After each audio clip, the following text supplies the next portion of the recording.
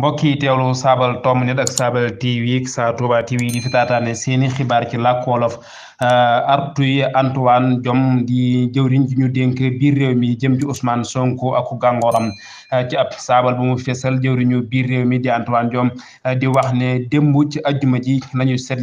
seetlu ne Ousmane Sonko door na am njëg jóge Ziguinchor jëm si Ndakaaru bëgg a jaare ci gox yu wuute ci réew mi muy xamle ne ci bis boobu ay jàppante jot na ci am ca Kolda loolu tax na jëwriñu biir réew mi di fàttali ne njëkk yi dañu leen a jàppee niki ak dajaloo kon dañu leen a war a yëgle njëkk niki ko tomb juróom-ñeent fukk ak juróom-benn bu pénal tëralee